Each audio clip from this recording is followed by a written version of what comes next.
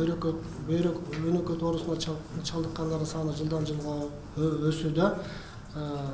Ошол акыркы стадияга түшкөндөн кийин 2 метод бар лечение. Это лечение в виде программного гемодиализа и трансплантации органов. Ошол негизинен трансплантация чет мамлекеттерде жазалып келинет. Ушул убакка чейин 210дон ашык адам чет мамлекетте жазалып келинген. Чет мамлекетке өзүңүздөргө белгилүү болгондо абдан кымбат баада турат. Ошол $20,000 $100,000 чейинки жазалып келүүдө.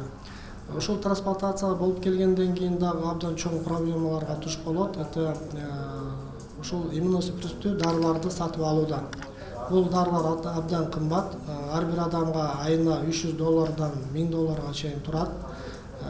Негизги бүгүнкү көтөрө турган маселе ошол иммуносупрессивдүү дарылар боюнча. Биздин мамлекет ушул 12-жылдан бери жардам берип келатат, бирок ошол аз суммада бөлүнүп атат. Мисалы былтыркы жылда бөлүнгөн 10,800,000 сом ошол 3 айга жеткен. Ал эми бизге жеткен маалыматтар боюнча быйыл да ушул эле сумманы карап атат Минздрав. 10,800,000 сом биздин эсеп боюнча 190 адамга бул 1,5 айга жетет. Калган убактарды, калган күндөрдү биз өзүбүздүн каражатка сатып алышыбыз керек да. Ошол дарылардын тартыштыгынан, жоктугунан бүгүнкү күнгө чейин ушул 2009-жылдан бери 10 адам көз жумду. 11 адам кайра отторжением гемодиализге түшүп калды да. Биз ошондуктан ошол сиздердин маалыматыңыздар менен ошол жогорку кеңешке, өкмөтүбүзгө кайрылып жатабыз да. Ошол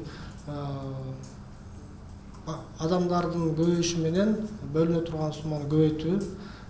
Ошондой эле ошол 12-жылдан бери ошол дарылар бир эле фирмалар тендер менен сатылып алынып келип атат. Абдан кымбат баада, мындайча айтканда 3-4 эсе кымбат келинип атат. Биз ошону айтып атабыз. Ошону тендер керекпи? Ошол 3-4 эсе кымбат алынып келинген. Андан көрүүчү ошол тендери жок.